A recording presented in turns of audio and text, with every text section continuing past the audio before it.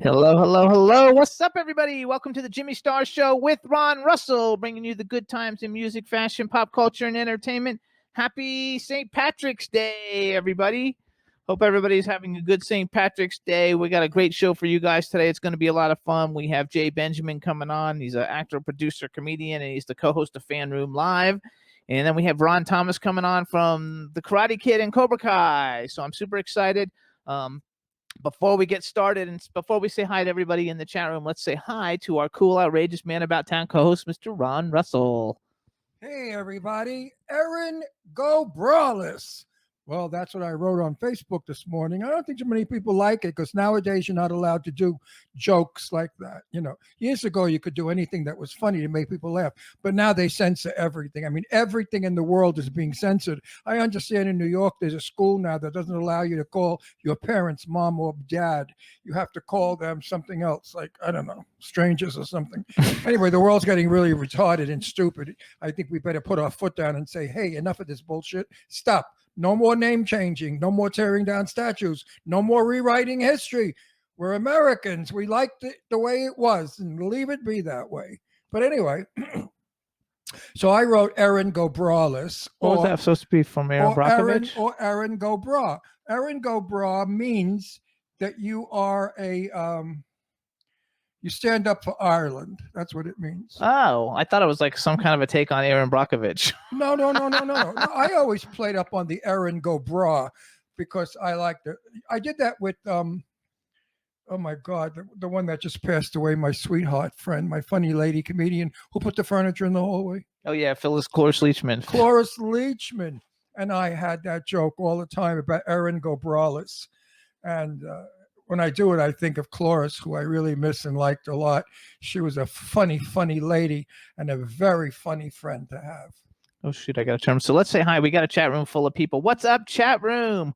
Hope everybody is doing good in the chat room. Let's say hi to some people.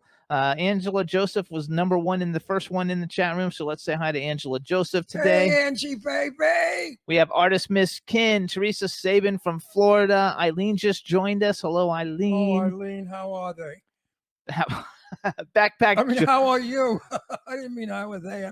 I mean, how are you? Backpack John has joined us. Oh, Boomer Maze is in the chat room. It's kind of going fast, and I missed some stuff at the top, so I'm not sure who else is there. But what's up, everybody? We hope you guys are doing well, and we are going to have a lot of fun today, and I think it's going to be enjoyable. And it's Billy Hess's birthday, so I want to do a shout out to Billy Hess.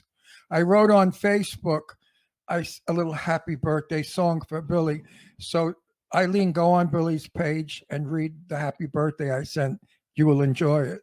Anyway, happy birthday, Billy Hess, and I can't wait to see you when we get to New York in May. Yes, you guys, in case anybody doesn't remember Billy Hess, Billy Hess is a great friend of ours from New York. He's also a rock star photographer, and he goes around with Eileen lots of places, and they interview and take pictures of all the celebrities, and he's super, super cool. So we do want to wish him a happy birthday. And the three of us together, Eileen, Billy, and I, when we're together, X-rated isn't the word. I mean, it has to be X-rated. We have more fun together. We laugh, we scream, we cry, we act stupid. I love the two of them very much. I miss them. We also want to give a shout out to Angela Joseph, who at the end of this month is going to be a grandmother. Again, this one's got more kids than I don't know. No, grandmother. I know. Well, kids is still a Brady Bunch. I mean, she's got like 5,000 children and 72,000 grandchildren. Boy, oh boy. Like Eileen. No, I know, but her box must be worn out. Well, she doesn't put out the grandchildren, No, I know that, but she put out the 25 kids that she had. She has like 30 children of her own. Her box, I said, must be worn out. Angela, how many grandchildren do you have? I thought you didn't have it. I don't know. I thought you only had children, not grandchildren. No, she's got a lot of grandchildren. No, it's his first granddaughter. What about grandsons? No, it's not. She just wrote it in here. It's her first one. I thought you had another one that came about a couple of months ago. No, that was this one that we're talking about. It didn't come out yet. Oh, that's when she found out about it, and now this is a couple of months later, and the baby's going to pop out. I thought it came out already. You can't keep. Oh, it's her third grandchild. Yeah, what do you think? Third grandchild. First girl, though. And she's a baby maker. Well, You know that she doesn't make the grandchildren, right? No, I know, Jimmy. Stop it! Don't educate Well, you me. keep saying it. Did you ever? You met her family? Yes, I love them. There's They're about fabulous. 12 of them. How many you got there, Angie baby? She's How- got one. Well, she seven, got two six- sets of 6 or twins. No, she got 7. 5 kids. Well, it's a lot of kids. 5 kids. It's her first girl, though. First Yeah. girl grandchild. Now you could spoil her with pink dresses. Yeah, that's love. I love that And you too. could get her pink ballet slippers, ballet shoes, so Jimmy will be jealous. Because Jimmy always wanted ballet slippers, women's ballet shoes. So I think for his next. Angela says she has cobwebs. There's no babies coming out. Oh, Angie, baby, I know differently, so don't open that door. Children are. And Teresa Sabin says she can't keep up with all of this. We love you, Teresa. She's I know. hilarious. Teresa Sabin, you're in Florida, right? Yeah, she's in Florida. How's Florida doing? I'm so cold here in California. I think I may move back to Florida. I mean, I am freezing today. Yesterday I couldn't even go out in the garden. The winds were blowing and it was cold. It felt like 50 degrees, which is, when you're used to 130 or 20, 50 is really cold. But anyway, I kind of like, we were looking at a few movies that were filmed in Florida. One, of course, is the funniest movie you ever want to see with a pal of mine, Renee Taylor, who I love and adore. She's the sweetest, funniest lady. And it's called Boynton Beach Memoirs. Look for it's a good movie. Look for it on your Amazon Prime. Amazon Prime. Watch it, folks. It is really sweet, funny. It's all about old people in Florida, but old young people.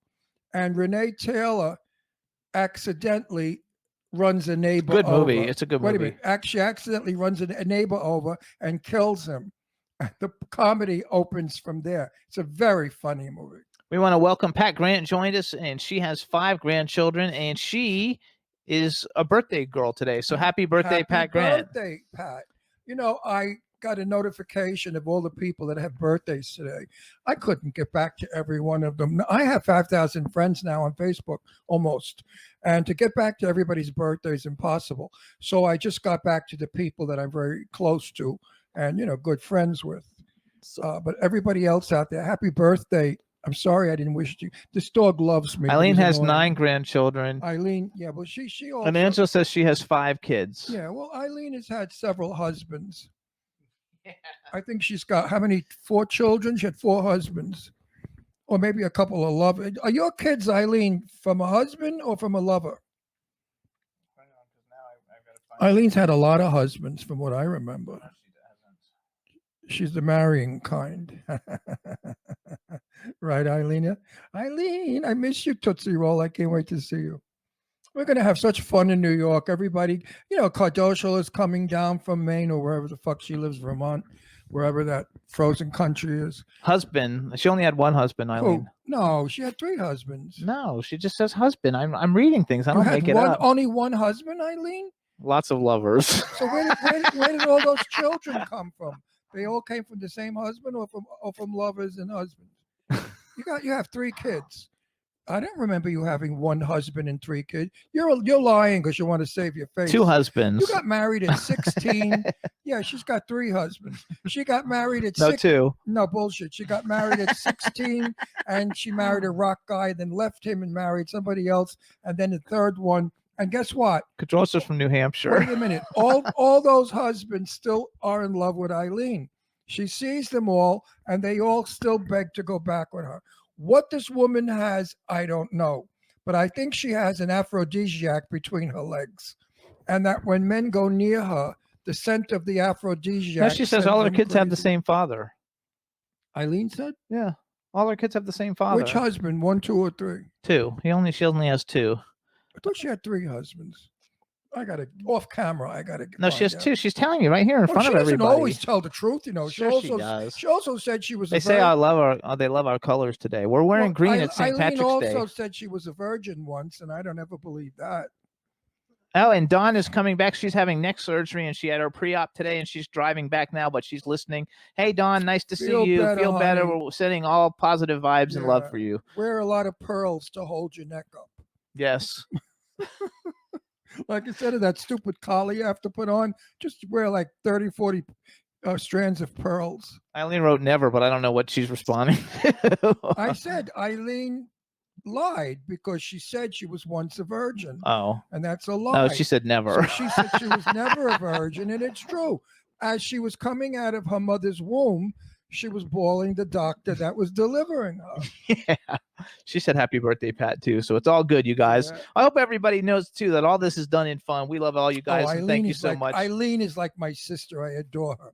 Eileen has become one of the most important people in my life. I've got two friends on Long Island that I love and adore, Terry Vecchio and Eileen Shapiro. And they're just two of the nicest people in the world. Dawn Hinton says she has lots of pearls. Yeah, so wrap them around your neck. Like strands and strands and strands. Anyway, so is everybody in New York getting ready for our visit? Because you have to be there. I want everybody to meet me somewhere, and let's get together and just have a ball of a time. Because I can't possibly go to everyone's home and visit because everybody's all over Brooklyn, Bronx, Queens, New Jersey. I mean, I want to see Soho when I get there. I want to see what the hell is his name? My future son-in-law. What's his name? Nino. I'm sorry, Nino. Nino. Oh, Hub Reynolds Jr. just jumped them too. What's up? Hub Reynolds is there. Say hi. Oh, I can't say hi. I got to send him love and hugs because he's the sweetest guy in the world. And I'm so happy he's got a home and everything is starting to happen for him. And he's got a movie he's writing. I know. I can't wait. We're in it. Oh, wonderful. I'm great. I'm happy. I'm writing my movie went off to Lainey Kazan. She should have it by Friday. And if Lainey agrees to do it, then we have one name. It's so sad that in the business today, but I guess it was the same years ago, you had to have a big name to get funded. And I'm thinking back, years ago, they would cast very big names in the studio to get people to come in and buy tickets, not funding, because the studio funded the movies by the tickets they purchased at the box office. But nowadays, it's different. And Jimmy's got so many movies, in the fire, pokes in the fire, but it's difficult getting the stars. Now, Jimmy asked one star who's a comedian with a very long nose. I don't think he's terribly funny, but the world does. And Jimmy offered him $3 million for 2 weeks' work, and he turned Jimmy down. I think they're getting a little crazy, these actors and actresses, demanding $8, $9, $10 million for 4 weeks' work. It's ridiculous because it's hurting the film business. It's hurting the creativity because the more money you give to the stars, the less money you have for the production, and the production doesn't look that good. Billy Hess is in the chat room now. Hey, Billy, happy birthday. Hess, happy birthday. Now you know who we're talking about. To you. Happy birthday to you. Happy birthday. Fuck you. Billy Hess, happy birthday to you. You homo. I can't wait to see you. And your gorgeous Mark. How come you got Mark? I mean, what did you do? Bribe him, pay him to go out with you? He's so good looking. I mean, he's really handsome. He could have had anybody he wanted in New York. He probably did. But I mean, then he chose you. So Billy Hess, have a happy birthday. Just teasing you, you slut. Oh, did we say hi to Backpack John too? Backpack John's in the chat room. John, what's up? Take your backpack off. I just love Backpack John because he's probably the only one in the world who didn't know what a glory hole was. Well, that's because he doesn't. Billy Hess knows. Oh, Billy drills them. Are you kidding? Billy's got a special drill. It's a 4-inch drill. Makes a 4-inch hole. Billy don't play with small stuff. Absolutely not. He says, love you, Ron. It's going to be fun. I love you back, Billy Hess. I really do. Nobody makes me laugh like you do. I mean, you and Eileen together are a riot. I miss you guys terribly. I'm not really thrilled with the people out in California, except for my work buddies, my Hollywood people. I'm so seriously thinking of moving back to New York. I really am. So in the meantime, we're waiting for our first guest. While we're waiting, we're going to do a little quick commercial. We want to thank everybody for tuning in every week to the Jimmy Star Show with Ron Russell. You can listen to us live and watch Sadie Katz's show, The Naked Truth. It's a funny show. No, it's not The Naked Truth. Whatever the fuck it is, I don't know. Something naked pocket. Tell the real, the naked. Anyway, look it up. Sadie Katz, The Naked. Partial Nudity Podcast. Right. Sadie sits there talking. And she is so adorable and so sweet and funny and hang on, but you interrupted my commercial. Oh, I don't care. I know, but I got to do this. Oh, what, you're getting Go paid? Partial Nudity Podcast. No, but if you want to stay at the top of the like rankings, people need to know where to go to listen to us, and so you got to tell people. It's a Partial Nudity Podcast. You just got on Apple Podcasts. We're also on Apple Podcasts, you guys. So please listen to And you us have there to watch if these and walls, leave a. if these walls could talk with Ike. No, that's not with Ike That's Tim Moss and Ike. and Wendy, Tim Moss and Wendy Kaplan. Oh, Ike's not in that? No. Ike's got something. Ike Avella's got some other crap going on. You know, everybody and their mother now has become a talk show host. So I think Jimmy and I are just one of a million. Every friend I have practically has a talk show. I mean, kids, where you going? You were doing well as actors. Now you're text messaging. What are you texting? We're working out things that have to go. We're a live show. So you guys can listen to us live every Wednesday, 12 to 2 p.m. Pacific time, 3 to 5 Eastern time on W4CY Radio, our home station. We're also on K4 HD Radio in LA, Jackalope Radio in St. Louis, iHeartRadio, Stitcher, Audio Boom, Podomatic, SoundCloud, Apple Podcasts, Amazon Podcasts, Spreaker, Podbeam, Spotify, Pandora, and YouTube. There you go. And I personally, Mr. Russell, did a thing for Kadoshala. Kadrolsha. Una, Carol. who I love. And I'm in every airport, I found out. This little thing that I talk about, Jane Russell and I, and a ghost. Jane Russell, the movie star, who is my good friend. And I'm all, where else am I? Movies? She's also in gas stations in Canada. I'm in gas stations in Canada. And of course, Billy Hess is going to say men's room in Macy's, because I know Billy's humor. He just said, wow. No, he said men's rooms in Macy's. But anyway, if you're sitting in an airport, you're going to see me talking about this ghost that Jane Russell and I, why we became dear friends. You got to love it. Okay, so. Also, we're done with the comic book. Not yet. We're working on it. We're working on it. So we're all over. We're like big stuff now.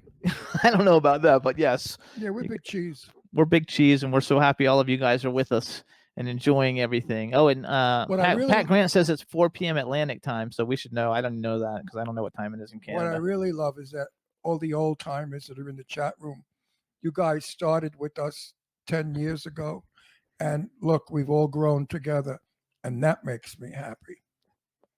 Right? Absolutely. The only one we're missing is B. Claudia, which I'm not sure why she's not here. Oh, but Hub Reynolds says super big cheese. Lady Lake says they're baby cheese.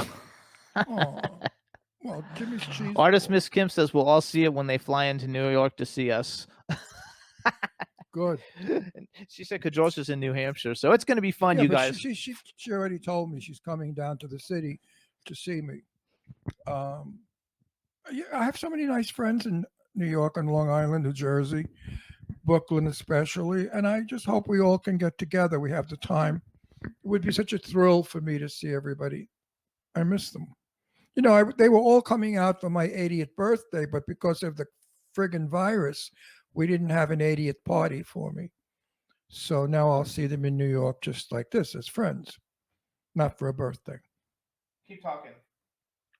What are you, the director now, the boss? I've got a problem. What's your problem? The link's not working, so the guests can't get in. I'm trying to. Oh, I hate that shit.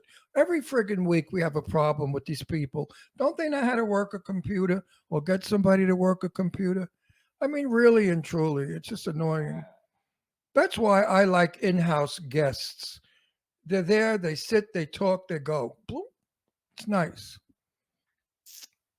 No, so he's having a problem bringing our guest in, which means we have to talk. I don't want to talk for an hour. I mean, I can, but I don't want to. You're not going to talk. We're working that now. Just tell a story while I'll tell a story. Once upon a time, there was a girl named Cinderella, and she met a fella, and he screwed her in the cellar. Well, after he finished, he was so glad that he told all his friends, and Cinderella became a hooker. And Cinderella made a lot of money. And then she married a prince, gave him gonorrhea, and then he ruined her career as a hooker. So there you go. How's that story? Then there was Snow White. You know, she was banging 7 dwarfs. She was a little kinky. She lived in a little hut Oh, I can hear myself on your phone. Because I'm backstage trying to get this to work. She lived in a little hut where she screwed like a hot mutt. See, I make this up. These are not poems. I'm making them up as I go along. And then Snow White had a lot of fright because one of the dwarfs whipped out 11 inches. And she said, oh, me, oh, my, that is just by far the best I've ever seen. And I think maybe you should go to Palm Springs and give it to one of those queens. See, that rhymed too. Anyway, what more can I say? What more can I say? Are we ready, Jimmy? Just about. Good. I'm so happy. About ready. Look how the dog's sleeping on your lap. My dog loves me. He never leaves my side. He follows me all over. He's my guardian and my protector. And if Jimmy and I should hug or kiss, he goes crazy. Jay's here. Okay, he made it. Jay and the Imperials. Remember them? I don't remember Jay and the Imperials. It was a singing group, Jay and the Imperials. What year were you born? Hey Jay, how you doing? Hey Jay. Hey guys, how are you? Oh, look, he's putting his little light up. I like that. So where were you and what happened? Ron, I don't know. I mean, technology isn't always on my side here, guys. It's never on my side. I don't know what to tell you. It has good days and bad days. It's like everything else. You know? There we go. Now you look great. That's fabulous. Okay. I will freeze frame here. There you go. It works. Don't even pull that shit in a joke. Not even in a joke. I'll come there and smack you right in the face. So hold on. Now we're going to introduce you, make a proper introduction now that we can hear you and see you. So, all right, everybody. Now we want to welcome to the Jimmy Star Show with Ron Russell, actor, producer, comedian, and co-host of FanRoom Live, the fabulous Jay Benjamin. Hello and welcome to the show. You're supposed to say something now. I think he froze. Oh, no, there he is. Thank you. The computer, there is a technical glitch in the universe today where it's going. Okay. Yes, it's what do you call it? Mercury's in retrograde. Yeah, so meanwhile, I need $3 million for my movie. Can you raise it for me? Ron, I'm knee deep in my movie Subway, which I raised $20 million. That's sitting in a bank, and we're making the attachments. And after that one, I think then the financier will allow us to make more movies, and then honestly, that conversation could happen. But I would love to work. But listen, 20 million. Oh, put him in your Subway movie. He's from New York. 20 million's a lot. 20 million's a lot of money. You could throw me 3. They'll never notice it was gone. Hang on, before we do all that, hold on. We have a chat room full of people, so say hi to everybody in the chat room. Hello, everybody in the chat room. Thank you so much for tuning in to see myself. And you guys also have our favorite Cobra Kai, Mr. Ron Thomas. Yes, he's coming on. It's going to be fun. Yep. And Eileen is there. Say hi to Eileen. Hi, Eileen. Eileen, thank you so much for everything you do and everything you do for me and FanRoom and Jeff and Stacy and obviously Jimmy, your partner, and Ron and everybody. Everybody we all just love you and appreciate you. She does a lot for me. She unhooks her brassiere, shows me her boobs. You're the lucky one. No, it's not funny because we were in a very small room and she undid her bra and her tits pinned me up against the wall when they fell out of the bra and I couldn't breathe because they were both choking me. And I screamed. I had to yell at her, Eileen, put them back in the bra. No. There's one way out of that scenario, Ron. That's it. Well, if I was straight, I would have done that. Well, I'm telling you from the straight side. That's how you get out of it. But listen, if ever you need an actor that has an original New York accent, an antique accent, that's me. I can speak Brooklynese better than anybody. I hate, like the movie I'm doing right now, my movie, there's a lot of people that, mafia guys, and I'm really worried because they do that horrible Italian mafia imitation that I hate. And it's so like corny and terrible. And I've seen it in so many good movies. I need real Italian Brooklyn mafia guys. So I was thinking if the mafia guys want to be in my movie, they can. I mean, the cops. Maybe they'll finance it too. That's old Hollywood. They'll definitely finance it if they. I could get it financed in a minute. Look, they love. That's how Hollywood was created. It was really an outlet for them to put money in one side and launder it and come out on the other side. That really is why the mob ran Hollywood back in those days, in the 40s and the 50s, when it was really coming in. You had Marilyn Monroe, and then you got the Sinatra and the Rat Pack, and it really became the laundromat for a lot of nefarious organizations. I was in a movie with that black actor. What's his name? Oh, I forgot that. He lives here in Palm Springs. The handsome black guy. The football player. Handsome. Um, The movie was called Greed, and we shot it in Tosco. Why am I saying this? We could be arrested why? because it was laundered money. Oh, it doesn't Jesus. matter. That's like 50 zillion It years was ago. an old film. Fred Williams. Yes, Fred Williamson. Fred Williamson. Yeah. And somehow it was said to him that I think I said it, or somebody said it. I think this film is laundering money. And he said, "You give a shit?" I said, "No." He said, Hollywood. "No." No. I've had friends tell me stories who are so up there and are so into business and household names. They've told me stories where they've sat on film sets in the beginning of their career and bag drops would happen. You know, people would just come on set in suits, drop off like a ton of cash in a bag and leave. And that's how they did it. And apparently they still could end up doing that. I mean, we if you're in the business long enough, you know, cats, you can call at 3 a.m. and go, holy shit, we just went 100,000 over budget. We need this money really quick. And it arrives. Yeah, but it's no longer the Italian mafia, which doesn't really exist. That was just, theater. The media made up the name mafia. There is no such thing as the mafia. It's all baloney. These are Italian businessmen. They're no different than Biden or Trump. They're just businessmen, just the same hang as on. Biden. And So hang on. We won't end up on AJ Benji's Hollywood stories from back. No. So hang on real quick though. Hang on, because we have lots of things we're gonna talk about, but I want to do a real quick plug. We're gonna talk about FanRoom Live in a little bit, but right now I want to do just a quick plug because on March 28th, right? To 20. Yeah, we were showing the 26th on the 28th, but I know where you're going. Go ahead. Okay, so March 28th, we've got Paul White. You guys, he's like one of the most famous wrestlers, an AEW wrestler. He's going to be on FanRoom Live, 4 p.m. Eastern time. Jay is one of the co-hosts of the show, so he'll be talking and facilitating all of it. Yep. Get your tickets at fanroomlive.com. What do you have on the 26th? Well, real quick, going back, Paul White used to be known as the Big Show.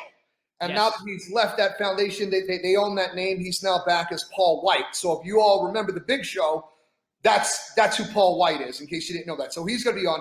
And then on the that's the 28th. On the 26th, we have Chris Taylor from the LA Dodgers coming in. We're going to be hosting the after show for the charity event for the LA Dodgers, supporting the Children's Hospital of King's Daughters in Norfolk, as well as the Rock Solid Foundation.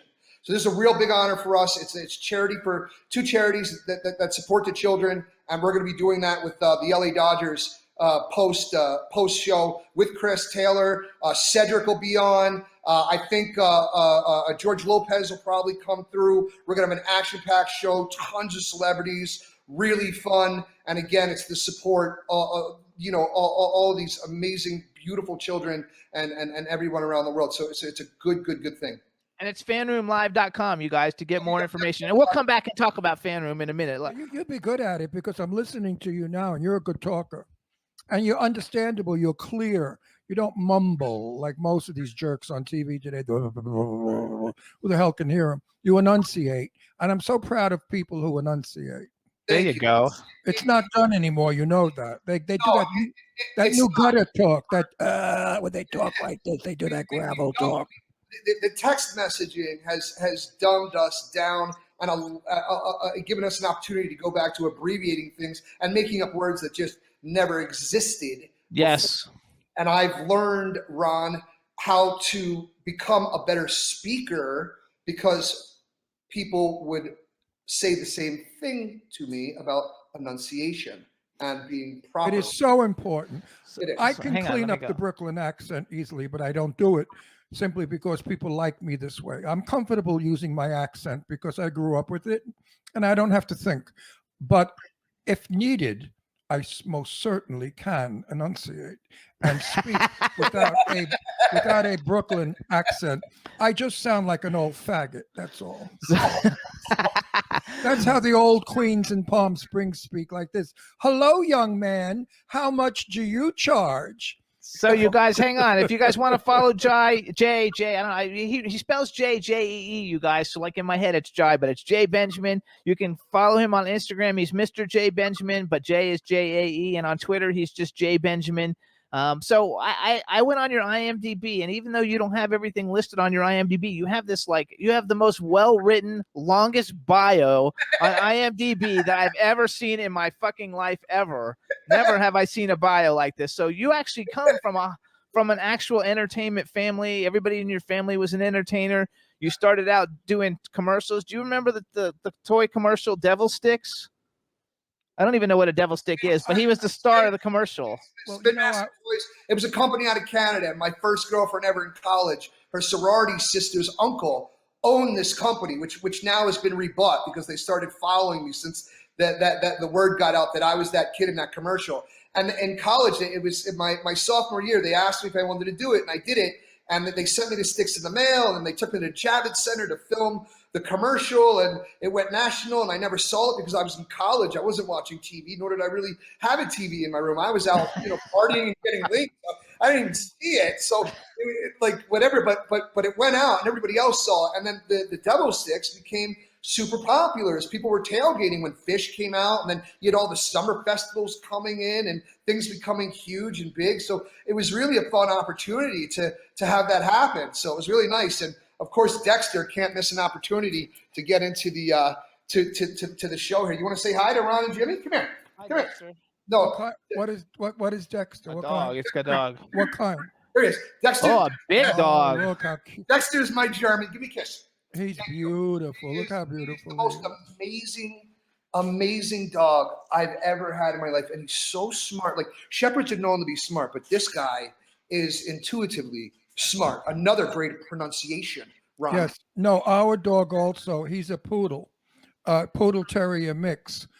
A genius. We have 3 rescues. This dog is the most intelligent dog I've ever owned. He knows everything before it's going to happen. He's psychic or something. No, really. He knows everything. They love Dexter. I go in the bathroom. I'm in my pajamas. I go in the bathroom. Now I have hangout clothes and I have go out clothes. Sure. Well, when I'm in my hangout clothes, he stays on the bed. The minute I get dressed in my going out clothes, he runs to the door to go with me. Now, how does he know the difference in my wardrobe? Look, I don't know. Dexter knew the minute I put on this jacket, he now knows I'm either doing a FanRoom live show or I have an interview to do. And he automatically knows to just kind of chill on the other side of the house. And he goes there, and once in a while, but every show I'm on, he will come over and do that just to make his presence known. Look, this one's in my hold my mind. He's like his dad. He craves a little bit of attention. So he's amazing. Oh, what's the dog's name? That's Astro. Astro. He's my big. Oh, what a cutie! My protector, my bodyguard. So you're from Philadelphia, right? Yes, sir. I am. City of brotherly love. We actually lived in Doylestown for 5 years, and then moved here from Doylestown. I love Center City. I grew up in Yardley, and then we moved over to Newtown. Oh, okay. Yeah. Yeah. Two towns away, Yardley. Yeah, I spent a lot of fun time in Doylestown. I know a lot of friends from there in high school and all that cool stuff. Good restaurants, but there's a lot of beautiful towns in that part of Pennsylvania. You guys had to be going to New Hope, yeah? All the time, yeah. All the time. Yeah, New Hope, there's a restaurant there called Villa Vita. We'd go out, my parents would go hang out, have pizza. Frank, Ursula, Teresa, Frank Stallone would be sitting there drinking red wine, eating pizza, having sandwiches. And I still talk to him to this day about those days. He loved it back there. He is a big Philly guy. Well, obviously. Obviously. We used to go to the gay bar in New Hope called, I forgot. Yeah, I don't remember either. Eagle, no. No, it's been there for 100 years. A bird. It was a bird. The Phoenix or something? The Raven. Oh, the Raven. And we made a lot of friends there. It was nice. I liked living there. I just didn't like the cold. The cold weather is the only negative. Other than that, the land, the grass. Beautiful. I wanted to buy a house on River Road. I fell madly in love with it, and it was costly, but it was a beautiful big home. Here in LA, it would be about $4 million. There, I think they were asking about 6 or 7. Then we found out that we couldn't live in the house because underneath the house was a grotto of water from the river. The river, yeah, when the river run over. It goes underneath the houses. There's a whole cavern of water. And I got a little spooked with that. Who wants to live in a house that's floating on water? Not unless you're in a houseboat, Ron.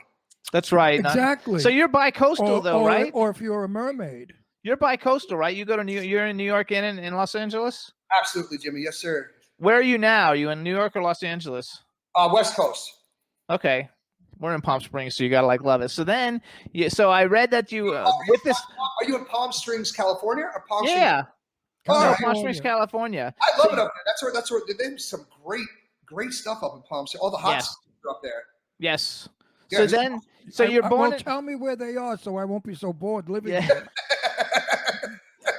We just can't go out, so there's no like thing living to do. in the desert. Where are we going with COVID, guys? Nowhere. You know what I mean? Like, this thing isn't going anywhere for at least another 4, 5, 6 months, maybe another year. You know, it's going to take people. We're coming to New York in May, so to hang out. Wait, so let's get back to your 20 million. So you, I mean, it's not mine, Ron. It's my investors, and he's I know. But did you have to put out? Because I'm willing to put out for 20 million. I'll let you borrow my knee pads after the show, Ron. Well, that would be a little more than 20 million. But anyway, did you ever play Caroline's? He used to work at. He used to play Caroline's. What did he play? He's a comedian. Stand up at Caroline? Yeah. I never. Caroline. No, I did stand up back in the 60s. You weren't you were a boy then. No, Caroline came. I wasn't even born yet. Yeah, he's little. He's young. Yeah, that came. Joanna's and Caroline, all those clubs came after me. I played the upstairs, downstairs. I played the all those village places that were wonderful at the time. Yeah, they were straight places with straight and gay audiences. So, and I impersonated Jane Russell in drag, and I did all my jokes about movie in Hollywood and songs I did. It was a good show. I ran 43 years. So it was an honor for me to work at Caroline's when Backstage Magazine was still a hot thing, and you still cut the articles out. So I cut the article out. I still have it in my office, and the article said looking for door guy. And I went and I got the job. My father had said I need to get a job while in New York trying to become an actor and break into this business. So I became the door guy. Lewis met me. Caroline Hirsch, who owns the club, met me. They said, hire the kid right away. And I went from being a door guy to Lewis's right-hand man and not really understanding it. I was so green in the grass at that time. I didn't understand the gift of that whole thing. So it was a very quick run for 2 years there. And then a comedian came to me and said, hey, JB, you don't have to be standing at the door. You could be on stage. And I ended up creating Blue Collar Comedy with this comedian. And what we would do is we would wrap ourselves around known comedians. So after the show, the nobodies would be somebodies after the show. So that's how we created Blue Collar. And then I was the first barker on the street. You never had people like you see now, pre-COVID, running around shoving flyers in people's pockets and briefcases.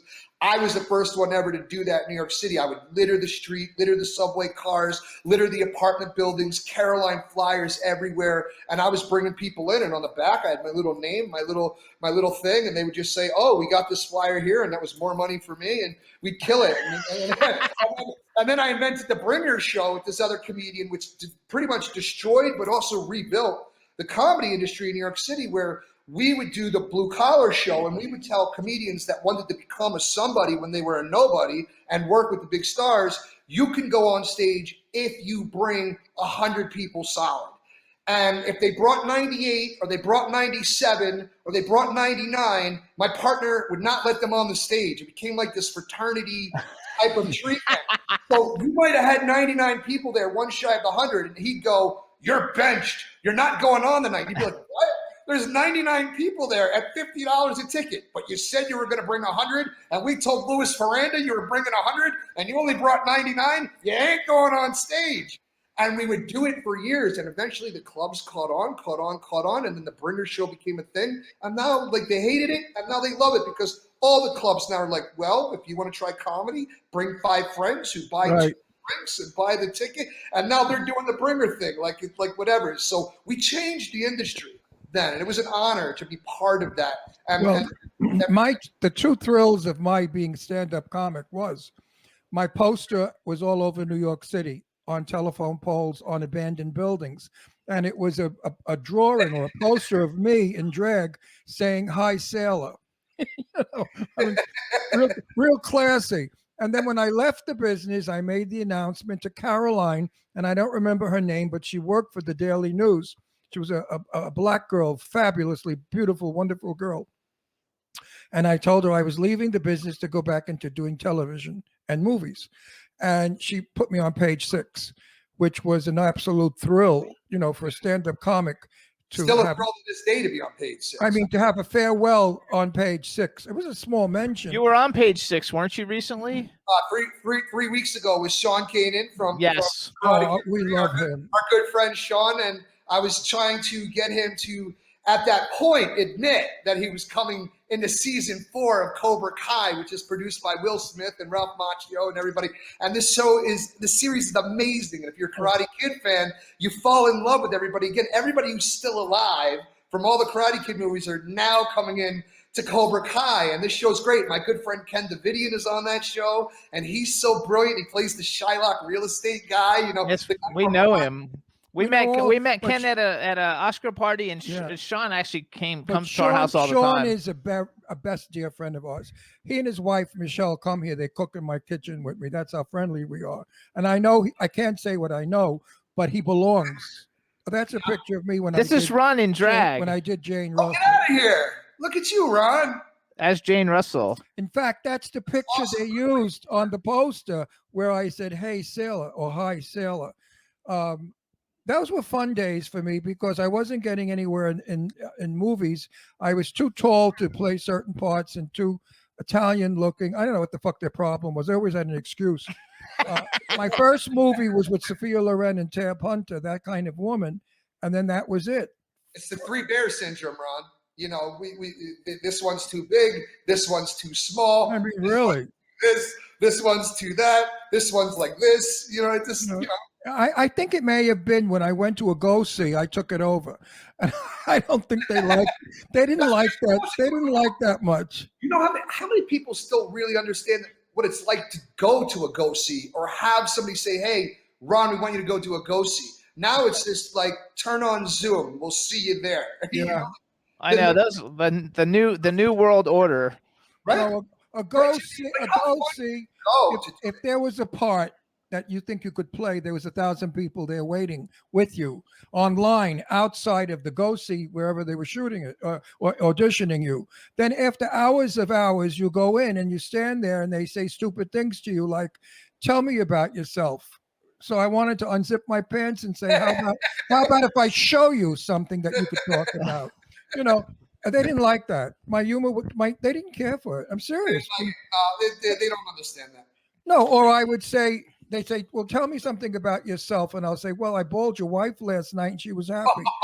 And they didn't really like that. And I thought it was hilariously funny. After all, Teresa likes it. I am a stand-up comic. And what are you hiring me for? I'm here for a comedic role, you stupid fucks. I'm not here to play Dracula.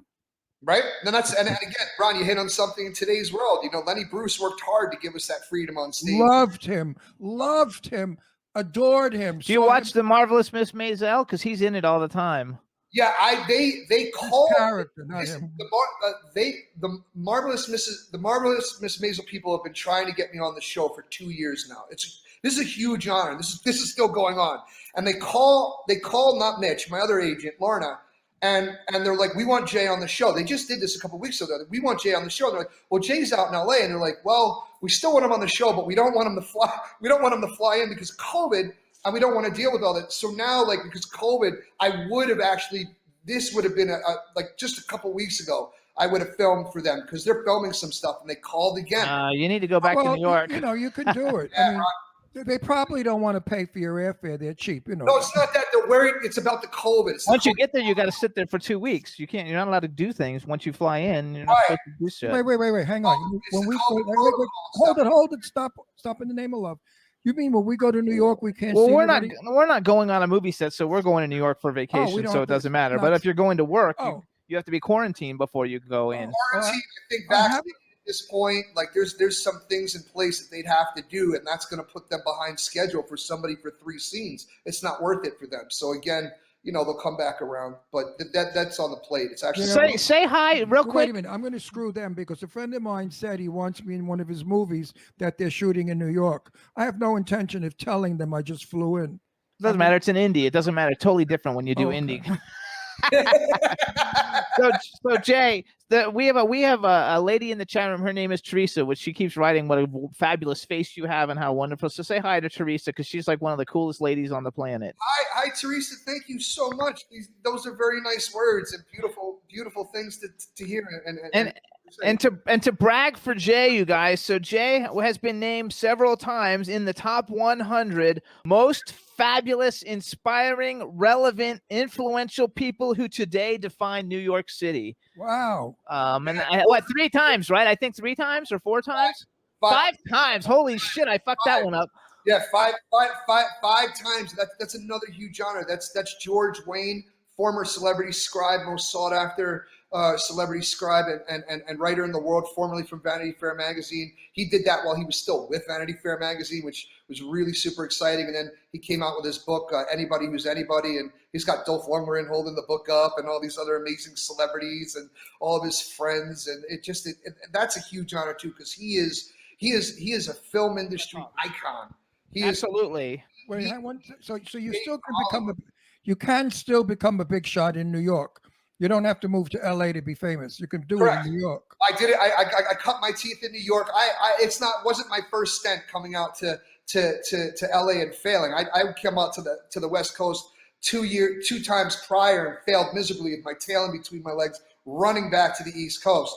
So finally, when things happened in about 2010 in New York City, and I really broke, and that's when I met Jeff Krause. And things started to happen, and those guys were involved with a club called the Chelsea Room, which we have the greatest stories of forever. And I was always at the Chelsea Room, and there were red carpet events. We would bring people in, and that's when it all started to happen. The paparazzi started to catch on and take photos, and then I ended up in the Getty, and then in the Wire, and then everybody was inviting me to red carpet events. And you go to those events, and that's where you're rubbing shoulders and making more business happen. A lot of people think you go to those events, get fucked up and party, and that's really not what it is. In the beginning, it's okay. But those parties are really for networking for the next job. We love it. We go to we do it all. We go to all of them in LA, and we love it. If I tell you, COVID, we're invited to so many events in LA that we don't go because, first of all, you couldn't, and secondly, some of them are not that great.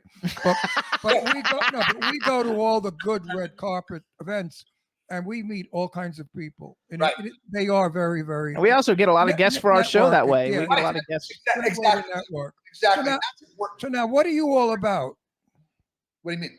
That's a very open. Hang on, because I have stuff I got to do, because we only have a few more minutes. All right, it's a New York expression. What are you all about? No, he's an actor. He's a producer. He's a comedian. No. That's not what I mean. Like, what are you all about? Meaning, what is your values, your life, your children? We don't have time for that right now. Not.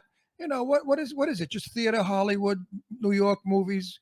All I've ever wanted to do is be in this business and do what I'm doing right now. And I'm blessed to have this show, FanRoom Live, www.fanroomlive.com. Go check it out with Cedric and Stacey Toy and Jeff and Mitch. We're going to give shout outs then. We're going to talk about that. Then you're not interested in a wife, children, in a house in the country. I'm not in a position enough that's going to be fair for them while I'm still just really coming into 30 years of trying to break into this business, 5 times being homeless, everybody telling you to go fuck yourself, you're not good enough, you're not this enough, you're not that enough, blah, blah, blah, blah, blah, blah, blah, blah. And there's a stability that a partner would want to have no matter what. And this business is like this, and I'm still going like this in it, and it's still wavy. Let the movie get off the ground, let that come out, let other things happen, let the show evolve, let kind of this dust settle of the mishigas, as they say in Yiddish, the craziness of the business. This way I can be giving in that relationship, and not only as a partner financially, but also as a partner mentally, psychologically, and emotionally, where I'm not so pulled to one side. Right now, I'm married to the business, 100%. I dream, eat, poop, live, breathe. This is all that it's about. It's never changed since I was a little kid, and it won't until I've gotten to a place where like, okay, cool.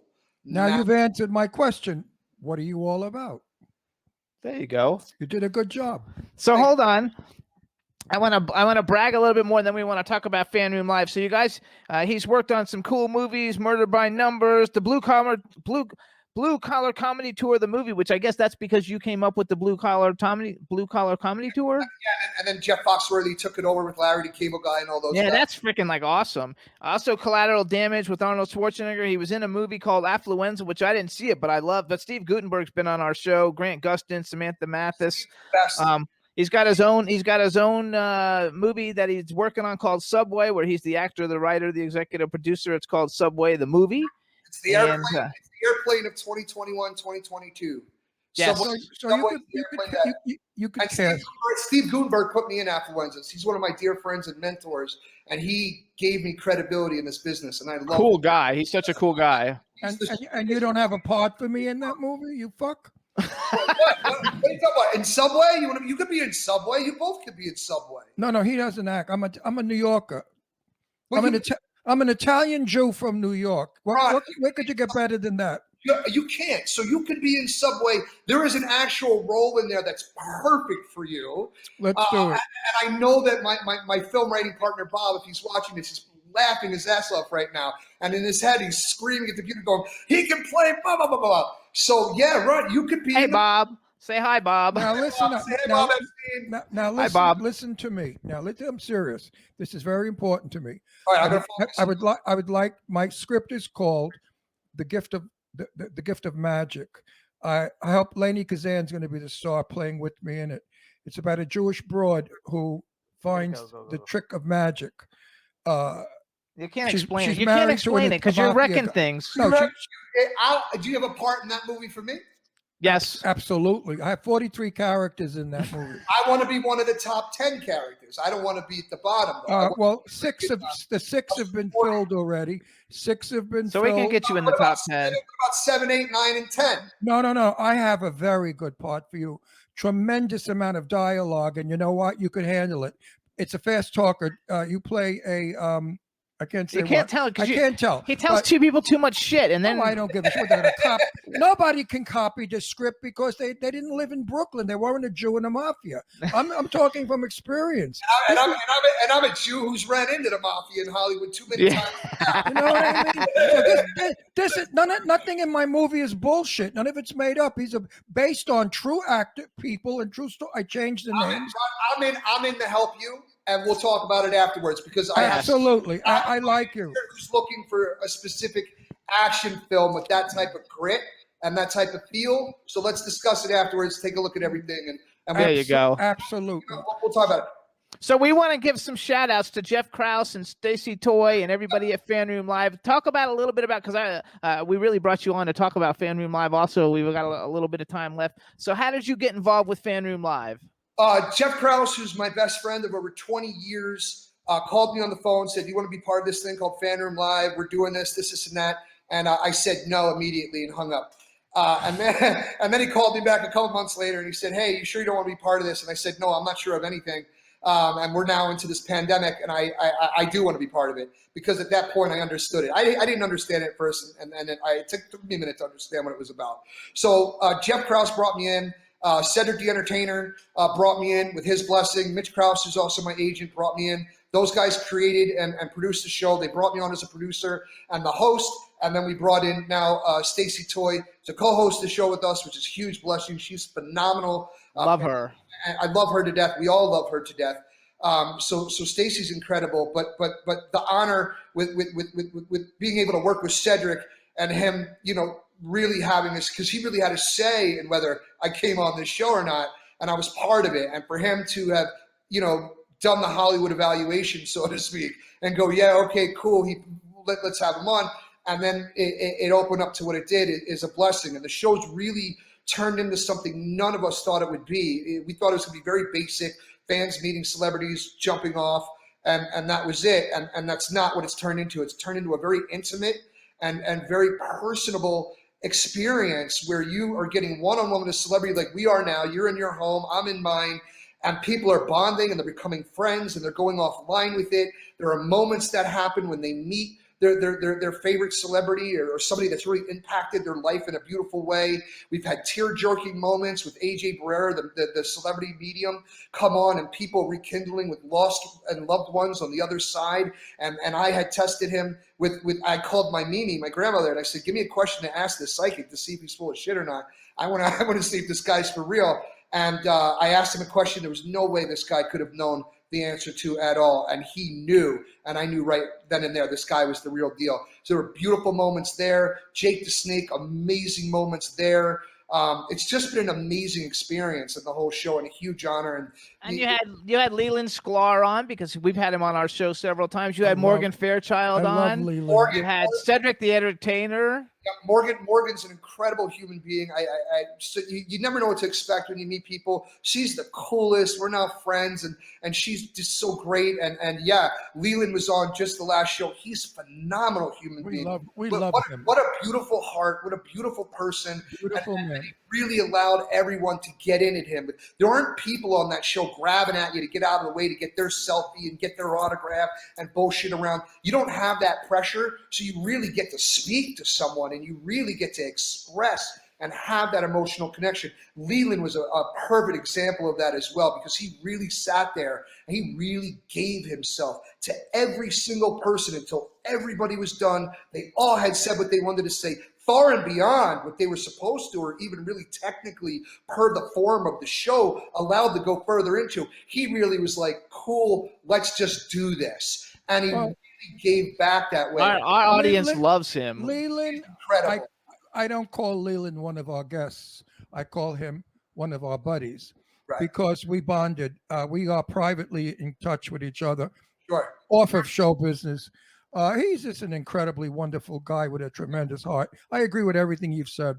He's a wonderful guy. So you guys, it's FanRoom Live, and you can. I want to watch this show. How do I get it? You go to FanRoom.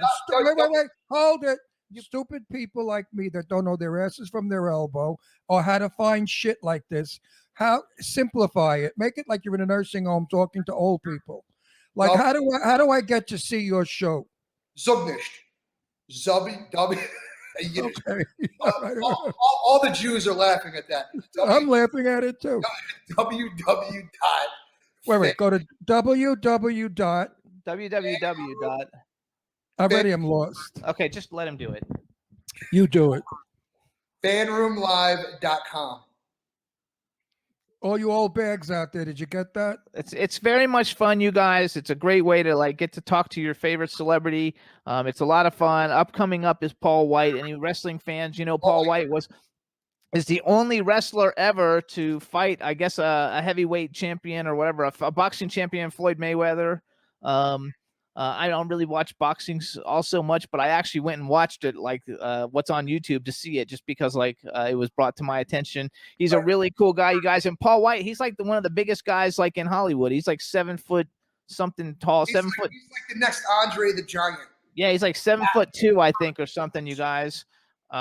He's huge. He's a bodyguard. He's for hire. He's huge. Yeah. I'd like to be that famous to need one.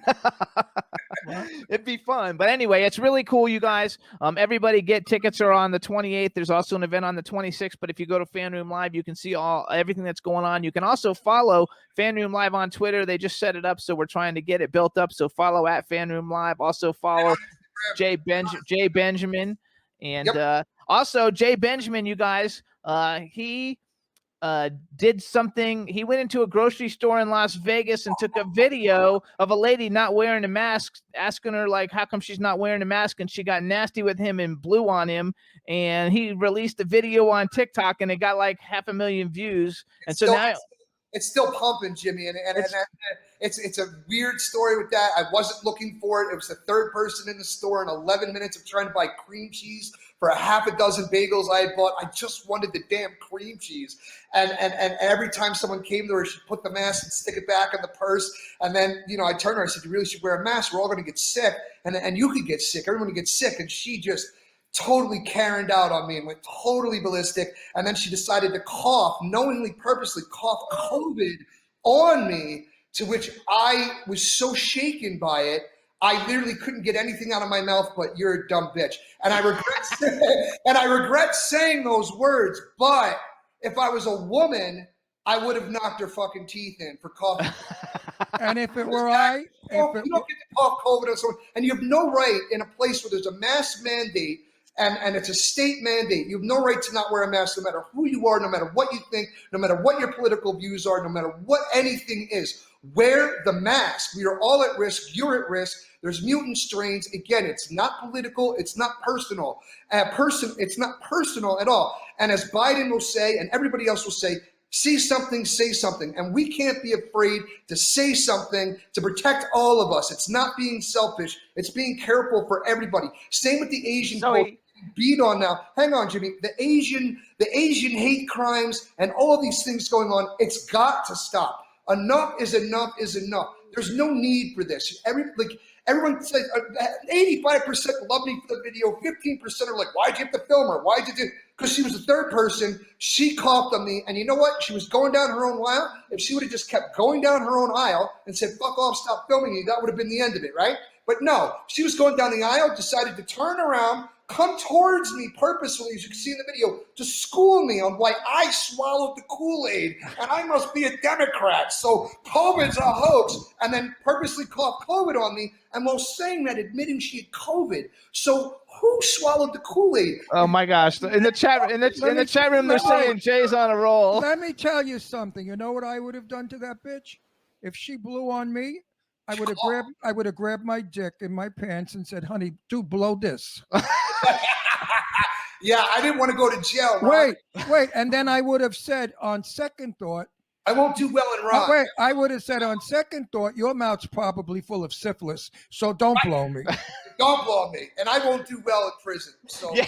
But I then would have said to her, "But I'm over 70, and I took the shot. So I can't get it from you, but guess what? I could carry it and give it to you." But there's other strains. Right. You could be asymptomatic. You know what I mean? And you bring up a good point, by the way. You notice how when AIDS came out, they're like, oh, wear a condom. COVID's out. Wear 3 masks. I don't hear anyone telling me what to do on my next one-night stand after not being laid in a year for being in quarantine. Am I wearing 2 condoms, 3 condoms? What am I doing? I have no sexual instructions. I'm lost. And I don't even know what it tastes like anymore. So You need 3 condoms and 6 masks. Or do it the old-fashioned way. Pull out. That's the safest.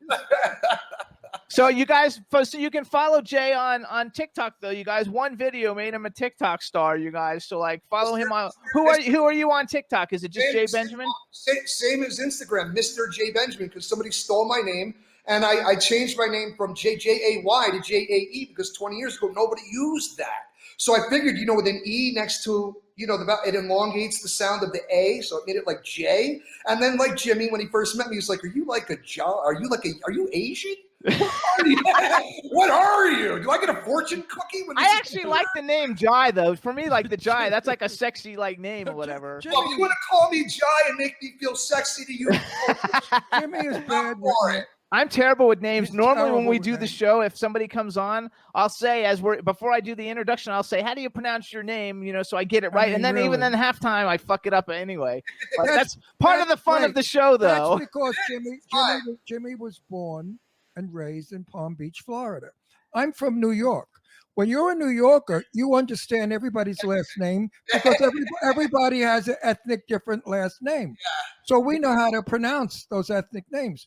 But all Jimmy can pronounce is Smith, Jones, and White and Brown and Green, names like that.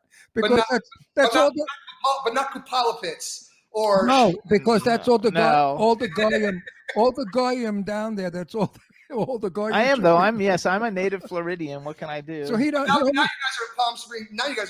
I'm gonna have to come see you guys up in Palm Springs. No, we're going to see you in. Listen, I'm making a date with you. We're going to see you in May in New York. We're coming in. He's in LA though. No, But I'll fly. Look, if I have the vaccine and I can fly in, I'll definitely come in and hang with everybody. Yeah, I'm hoping that I can get it before we go. But also, though, now that we know you, when we get our red carpet Well, events you're that we in get L- invited to, we wait, can get you put on the list with us to go with us. You're in LA? Yeah. Well, then we'll see you in LA anytime. We go to LA a lot. I'll be going in a lot now to be with Lainey because I want to go to that deli on Ventura Boulevard in Sherman Oaks. Is that I, Kansas? I have to have a chopped liver on a bagel with a nice cup of coffee for a change. I'm the only Jew who can't eat chopped liver or whitefish. I can't. It's too fishy for me. Like No, fish I don't eat at all, any kind, but chopped liver I love. Sure about that, Ron? A good chopped liver on a bagel, forget about it. So anyway, you guys, so we gotta do one more time with the FanRoom Live. Everybody, check out fanroomlive.com with Paul White, March 28th. Follow Jay on Instagram. It's Mr. J Benjamin. Remember, Jay is JAE, and on Twitter he's at J Benjamin JAE. And on TikTok, Mr. J Benjamin, and go ahead and see that video if you want. But just know that I'm doing the right thing to save all of us and be respectful for everybody. This wasn't. I wasn't looking for anyone to film. It wasn't some nefarious thing. This was out of. I couldn't believe the store manager wouldn't do anything for the third time in 11 minutes while buying cream cheese to stop this from happening in this COVID spreader for purposely spreading COVID, which is horrific. So I pretty much lost my Jay, you have to keep one thing in mind. Go ahead, there are many women in New York City who haven't gotten laid in 10 years, and they are evil because they want the bone so much. He was in Las Vegas, though. This happened in Vegas. Okay, so there are so many women in Las Vegas. We gotta go though. We gotta who go. haven't had a man in 10 years. She saw you. Ron's mad, baby. Just erase. Yes. She saw you. She saw you. Listen to me. Listen to my story. She saw you. We gotta go though. She checked out your crotch. She desired, and she was frustrated because she knew she never could have you. That's why she was mean to you. There you go. I love this. I love that interpretation. There you go. That's exactly why it happened. We gotta go. Listen, Jay, we're gonna see you. Yeah, in we're LA. gonna see you soon. Because We're gonna see you soon. I'm working with Sadie Katz. She's one of my producers, so I'll be going and work with Sadie a lot. You gotta love it. I'm honored. I'm honored by both of you. Thank you so much for having me. We'll introduce you to a lot of nice. Absolutely, Jay. We will introduce you to a lot of nice VIP people here. We know a lot of good people here. I would be very, very honored, and believe me, this is a dream for me. All of this, and all of for me too. Emotional about it. It really means a lot to me. That I don't have the verbiage, the vernacular right now. Oh, and I'm happy that you're going to give me $3 million from your $20 million. So I couldn't be happier. You shouldn't want for more, as they say, right? All right, Jay, thank you so much. We'll see you soon. Bye. Thank you so much. Thank you, guys. Thank you, everybody. Bye-bye. See you, Ron. See you soon, Bye-bye. sweetie pie. He's a dog. That's He's fabulous. an absolute piece of mensch. All right, everybody. So now our next guest is in the green room. We're bringing him in. Hello, Ron. Say something. Let's make sure we can hear you. Hey, guys. I'm here. Oh, that's perfect. We really can hear you. That's very exciting. All right. We had a great time with our first guest. We're going to have a great time with you. Let me get our great intro for everything going up. So now, everybody, we want to welcome to the Jimmy Star Show with Ron Russell, speaker, self-help author, life coach, and world martial art champion and actor, Ron Thomas. Hello, and welcome to the show. Hey, guys. Thanks for having me. It's good to be here. I am super excited because I'm a huge fan of what you do. Let me introduce you to everybody, starting off with my cool, outrageous man about town co-host, Mr. Ron Russell. Hey, Ron. Hey, Ron. How are you? Did you know that the name Ron, actually, I have to rephrase that. All men named Ron are magnificently handsome and well hung. Did you know that? I did know that. Yes. Okay. So how are you, Ron? We've never had a Ron. I think you're my first Ron. I don't know if we've ever had We've never had a Ron guest. I've always been I've only been the only Ron. So change your name. Let's call you Ro. Okay. So we have a chat room full of people. So first, do me a favor, say hi to everybody in the chat room. Hey, everybody. And B just joined us from Germany. We have literally like 15 countries in the chat room. So it's always a lot of fun. So and then I have a special request. Somebody sent me a message before we even got on the air. And her name is Artist Miss Kim. She has a son named Kelly, who's a huge Cobra Kai fan. So can you just say, hey, Kelly, how you doing? Nice to meet you or something. Hey, Kelly. How are you? You have a no mercy type of day, all right? That's from Pastor Bobby, not a priest. I love it. That was great. You're very good looking. Get off my show. So you guys, first of all, if you want to follow Ron in social media, he's on Twitter. He's at Sensei Ron Thomas. On Instagram, he's The Real Ron Thomas, and his website is senseironthomas.com. Okay, so we're going to talk about lots of cool things, but the first thing I want to like bring up, because I had no idea. So when you did the Karate Kid, you were already taking, I had no idea that you were actually a world champion karate person. I just figured you were an actor playing like Karate Kid. And then like when we bring you on the show and I read your website, I read every page and I looked all over and I was like, holy moly, like he's actually like could kick your ass. Yeah. Yeah. You know, I wasn't a world champion at the time. That came later, but I was a black belt. And the funny thing is that when I got the audition for the Karate Kid, my agent said, don't talk about your martial arts. And I said, what? The thing's called Karate Kid, which, by the way, is a stupid title, but you know, I still think it is. But I definitely thought it was back then. But anyway, yeah, they said don't talk about it because they wanted to focus on your acting. They're going to train you in martial arts every day with this guy named Pat Johnson. So just if they ask you about it, tell them. But other than that, just keep it hush hush. So nobody on the set really knew my expertise and that I had a black belt until about 6 weeks into rehearsals. Oh my God, that's so And cool. then you kicked their asses in rehearsal, right? Yeah, yeah. You floored them all. You floored every one of them. Yeah, actually, Pat Johnson wouldn't allow any of that stuff because he didn't want anybody getting hurt. But we definitely had a lot of fun in rehearsing for this show, for sure. I have to tell you, like, I'm a huge so. Wait a minute, I'm a little in the dark. Which Karate Kid are you in? The first, okay, he's in the very. You were with the one with Sean Kanan. No, that's Karate Kid 3. Oh, he's in 3. He's in the first Karate Kid. Actually, he's in the second Karate Kid at the very beginning of the Karate Kid, and now he's in Cobra Kai, the #1 show in the world. And Sean Kanan might be in that also. Might be, but nobody's allowed to say that. Well, they better put Sean in there. You know Sean Kanan? I do know Sean Kanan. We're buddies. He's one of our best friends. He comes over. We live in Palm Springs, and he has a house here. And he comes. Shut up, dog. And he comes over all the time, and for Christmas and holidays and stuff. So we get along great with him. He's one of our good friends. Our dog is barking because somebody's walking outside. So he's with the first Karate Kid, and actually we met Ralph Macchio at the High Strung movie premiere in LA, where we were doing the interviews, and so Ron interviewed him on the red carpet, and then before COVID, we were at a red carpet Oscar party or something and met Martin Kove. Everybody was super nice. I've always been a huge fan. I've got like all the Karate Kid like action figures. That you don't have your own Funko Pop yet, do you?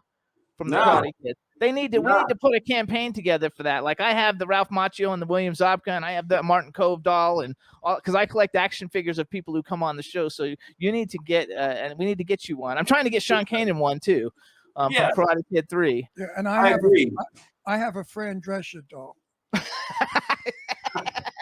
I have hundreds, literally. I have like hundreds and hundreds of action figures. So hold on, let's go. They have that stuff out there. Bobby Brown has gotten the shaft. I know that's not fair for all these years, but yeah, I don't know why. I have no clue. I think it's terrible. So first of all, you guys. So Ron was in the first Karate Kid. He was actually the Cobra Kai guy though, who was like kind of cool. Like you weren't like the totally assholey one, right? You were like the one who was kind of like nice. Right. Bobby Brown was the good guy, bad guy. The good guy, bad guy. Yeah. He knew when the line was being pushed and being crossed, and he wasn't afraid to stand up to his friends or even his sensei at one point to let him know that he's had enough, man. So Bobby was the level-headed one.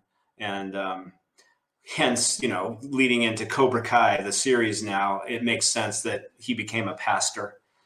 Absolutely. And you're so good in it. And I know you can't tell us if you're in it more, but I hope you get to be in it a whole bunch more because I love it when you're on the screen. I love the way the whole series is bringing back all the people from all the different all the different movies on the actual show, and it's got something for all of us old people who remember, the originals, and it's got something new for all the new people. Speak for yourself when you say old. Okay, I'll speak for actually Ron's 80. I am. He'll be 81 in May. Oh my God, I forgot. Why'd you remind me? It's just a number. It's just a number. That's right. I know that. I mean, I feel 20. I look 30, and I'm going to live to be another 100 years. There you go. I gotta love it. So tell us a little bit of something about the first Karate Kid, because I've seen the movie like hundreds of times. like I'm just like weird like that because I always liked it so much back then before I even was in entertainment. You know, it was like a movie that I always liked a lot, and for my generation, like I'm a kid of the '80s, so for us that's like one of the like defining movies of the '80s. It's like The Breakfast Club. You know, there's like a handful of movies that are like the movies of that generation, and The Karate Kid is one of them, and you're a big part of that. So how was that for you at the time, and how old were you when that was going on? Oh, I think I think I got the part when I was 20. I was playing 17, 20, maybe turned 21. I don't remember exactly, but yeah, it's been back then. At the time, it was an incredible experience. I was working with the Academy Award winning director John Avildsen, who won an Academy Award for Rocky. Was working with his cinematographer James Crabe, who was Academy Award winning cinematographer. Jerry Weintraub, the producer. Yeah. I mean, he was the god of Hollywood at the time. Yeah, I knew him years ago, Jerry. Yeah. Oh, I love Jerry. We used to call him God. Actually, he'd pull up on the set in a white Rolls Royce with his driver and everything. Oh, here comes God. And it was an amazing experience. We didn't know it was going to have the global impact that it had, filming it. But I just knew that I was working with world-class talent, actors and directors and everybody behind the scene in front of camera. And we were just having so much fun, and the energy was great. And, it speaks to why we've all remained friends all of these years. That was going to be my next question. Like, did you guys remain friends? Now Cobra Kai's back. You're seeing everybody again and you're meeting everybody again, but did you guys stay in contact in the 20 whatever years that was? Actually, 20, 30 years.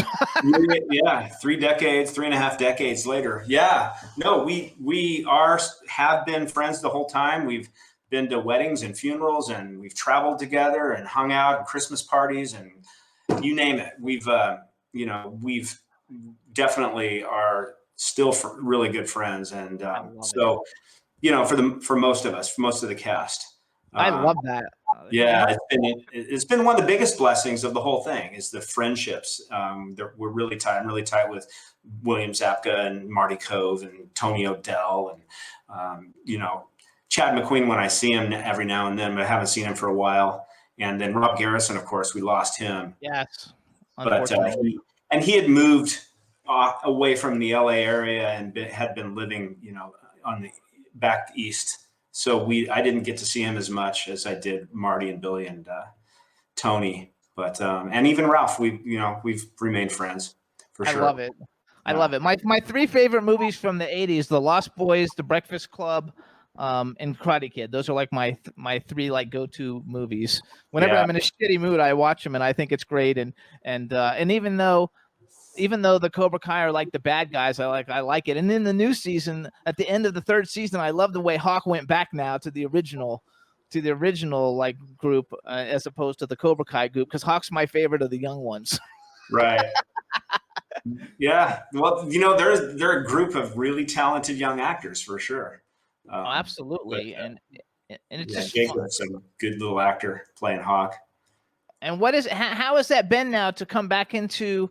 Because I know that you do a lot of other things that haven't been so much acting, at least according to your IMDb until now. Again, like you have a little bit of a gap in there. How is it to be popular in this popular movie, and then you go on and you still do all these fabulous things, coming back and being in the #1 show that's like the biggest show in the world?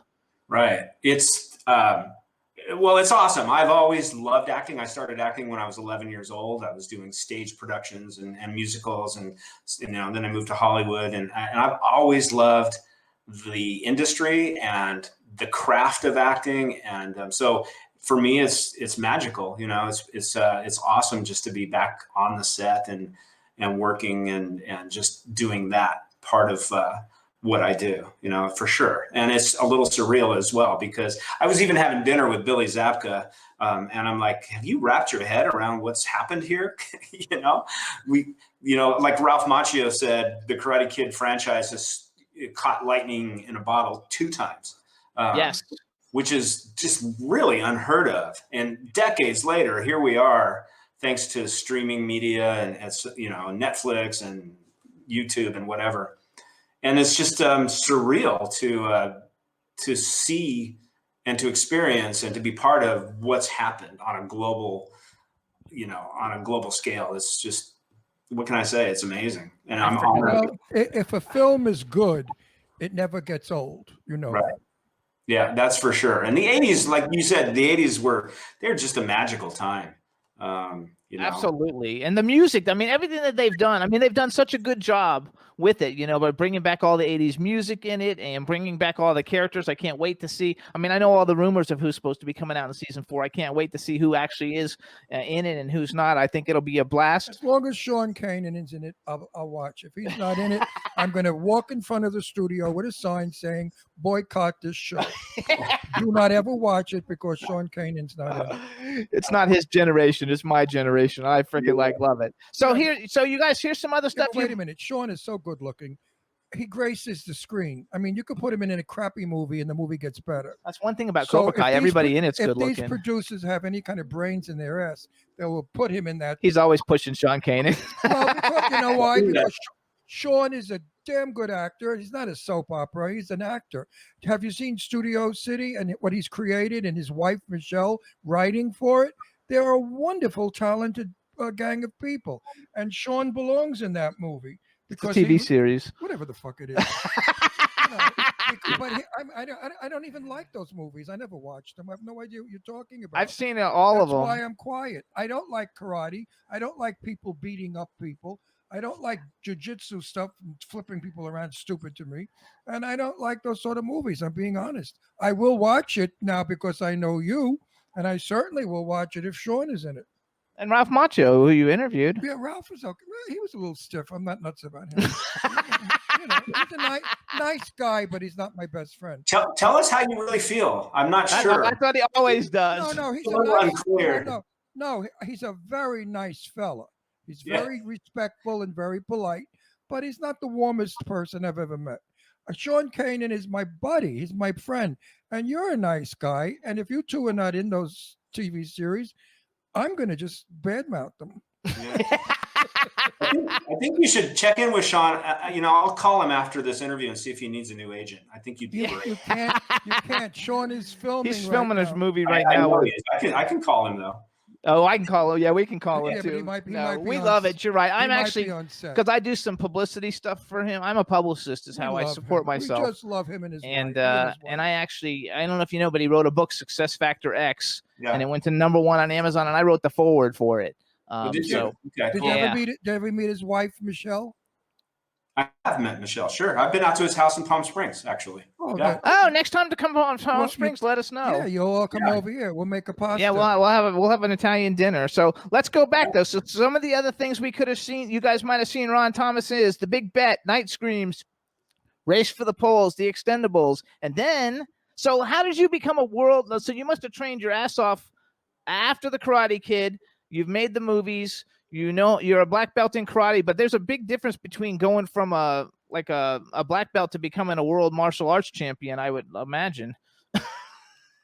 Yes, and I'm a black belt in jiu-jitsu, not karate actually. Okay. And my sensei is one of I lost him a couple years ago, but he was one of the premier jiu-jitsu instructors in the world, and he at some point got affiliated with the United States Sports Jiu-Jitsu team, and then later on was asked to be their coach, and I was asked to be their trainer, and I was asked to be on the team, and so that's kind of how I got involved with, on a world level, competing against other countries, representing the United States. But there's so many different organizations and martial arts organizations and forms of karate, et cetera, that you could become a world champion, quote unquote, in, Okay. Can I ask a question? Yeah. For those of you out there like me who are not karate fans, because it's not our thing, do these movies have stories away from the karate, or is it always where they're on a canvas beating each other up? I mean, is there like a storyline? Of course. Oh, I have to watch one. I may like it. You would like it. You saw Actually- the first Karate Kid. Well, I want to watch I want to see the first one with Sean. That's the third one. Third one with Sean. You need to watch the first one with Ron. Well, he's about 12 in that one, right? No. The Well, point. He just told you he was 21. Huh? He told you he was 21. Yeah, I know. I'm just being cute. Oh. Oh, I mean, talk about stepping on a joke line. This fuck does it all the time. I'm divorced. You know, we're married. I'm divorcing him. You want to lend me the money for a divorce? The point. The point is you were just making about, do they have storylines, or are they just a bunch of fighting martial arts movies? Which is boring. It's actually the reason why they told me to focus on acting, because the Karate Kid actually really did have a storyline, and it was an underdog movie. Whereas a lot of the old martial arts films, if you were a martial artist, you were being cast in those films because you're a good fighter. You know, you don't have to be a good actor to go. Just watch some of those movies. The acting is horrendous. Yeah. But the fighting, the people love the fighting, people who love martial arts. But the Karate Kid was different. And that's why actually I was told to keep my mouth shut about my martial arts experience, because for some reason they wanted an actor. All right, I'll watch all three of them. Are there three of them? Yeah, they're fabulous. I'll watch all three. There's actually four of them. There's actually four of them. With Hilary Swank is the fourth one. Yes. So do you watch other martial arts movies? Like I'm a big fan of the movie Best of the Best. Even though the acting's not great in that movie, but like it's a good movie. Like I like the movie a lot. Did you ever see Best of the Best? Yeah, I have seen Best of the Best. I'm really good friends with Mark Dacascos. Oh, cool guy. Yeah, he's a legitimate, really good martial artist and gymnast and all of that stuff. So I'll see, stuff that he's in if it pops up. But I'm not a huge fan of sitting down and watching every single martial arts movie that was ever made. I have no interest in that. I enjoy really talented acting and art, and stories. Okay, so here's a question. How do you feel about half-naked female wrestlers? It depends on what kind of mood I'm in. Actually, we went to an Oscar party before COVID, and we met Cynthia Rothrock, I think her name is. Yeah. And she's in those in some cool martial arts movies. I'm not a fan of. I'm a fan of the Karate Kid. I'm not really a martial arts as much of a fan, but we have a lot of friends who win all these martial arts awards types things, and they're in all the indie action films in LA. We're friends with a lot, like Mark Hoadley's one of them. We have a bunch of friends who do a lot of them, so we see a bunch of them, and it's fun. And not lately. They've been getting away from that. Now they've been going into really good roles of acting. They prefer that. I guess they're doing shitty horror movies like we are. But, not all of them are shitty. Just a few I was in. But they're getting older and they cannot kick as high and do that bullshit. So now they're smart. They're saying, okay, my martial art days are gone, but my acting days are here. And that's like, skaters or dancers, they do the same thing. Fred Astaire, when he could no longer dance, became a great actor. Gene Kelly, the same thing. So in this business, if you want to stay visible, you got to keep changing. You got to rebirth yourself. Actually, though, you were very smart, because you actually turned it into an entire career of coaching and self-help and writing books and all kinds of. Sean Kanan does that too. He has a new book coming out called Way of the Cobra. And he also did a cookbook, I think. Yeah, he did a cookbook too. Yeah. But you've actually, did a very cool transition. Now, are you looking? I know that you're very successful in all of your other endeavors, and they're all pretty much interrelated anyway. Are you looking to also, go back and start doing more movies and stuff again, or if the opportunity approaches, are you looking for it, or what's your take on it all? Absolutely, yeah, for sure. I think there was a period of time some people can think that I left Hollywood or anything, but that's not really true. I think Hollywood left me for a period of time. It was really hard to get work, and that's another reason why I got into I opened my own martial arts school and I started speaking everything, because you got to pay the bills and you can't always rely on Hollywood. So and I didn't want to rely on Hollywood. So, I ended up with 2 or 3 careers. No, I think it's terrific. Ron, let me tell you something, Ron, if this is going to help you a little bit. When I divorced my wife, who ran away and never came back and never saw her children, I raised both my daughters single-handedly. So I could not work in film. So I became a hairdresser, a successful one in New York, made a lot of money. And I sort of retired from the business because of my kids. Now my kids are all grown women, and I decided to go back into business. I am 80 years old. I'll be 81 in May. I have 6 movies to make and possibly a 7th from our first guest we had. It Right on. doesn't end. Don't Yeah. think because you grow old it's over. The only No, no. time it's over is when you drop dead on a set. Then Yeah. it's over. Then it's over. Yeah. But until that happens, never give up hope. You will work if you're really honest about this. You will work till your dying day, because that's all we know. Like people said to me, if you weren't an actor or a hairdresser, what would you be? And I said, a male prostitute, because I would lay on my back all the time. What the hell do I know what I would do if I wasn't an actor? What could I do? I'm so theatrical. I am theatrical in my normal life. I'm like the male Norma Desmond. So what am I going to do as a person? I'm going to go sell pots and pans in Macy's? I mean, come on. Yeah. So wait, go ahead. Go ahead. Pat Morita said that very same thing to me. On the set of Karate Kid, I can remember a conversation I was having with him. He said, "Yeah, you get to a point in your life, and if you don't learn another craft, this is all I know. This is all you know." Yes. And it goes forever, because now they must, I guess, not by law, but by some bullshit SAG ruling, they have to have X amount of old bags in a movie, X amount of black, X amount of Chinese, X amount of everybody. And old bags qualify. So they're looking for people 70 and over. I'm 80. I still can walk, talk. I don't be myself. And I can sort of remember lines. So I get a lot of work. That's awesome. So this will be some telling stuff then. Okay, so this is something I like to ask all of the actors to come on. So first of all, if you have a bucket list, who are some a top male and female actor and actress that you would love if you had an opportunity to work with? And then 2, what movie that's ever been made in history would you have liked to been in? And then it'll tell us a little bit about kind of some of the stuff that you like also. Oh my God. Oh, wow. I've got the actors I'd love to work with. Denzel Washington comes to mind. Yes.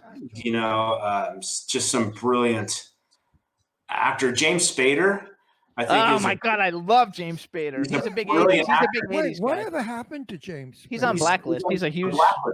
Is he working? Yeah, huge. Oh, yeah, he and I used to compete. I've competed against James Spader for like 3 different roles back in our youth, back in the day. Gosh, I haven't thought about that question in so long. Did he beat you for all of them, or did you beat him for any of them? Oh, no, he got them all. Oh, okay. That James Spader, but he's such a talent though. Like I love Pretty in Pink. I love all those 80s movies, and I loved it.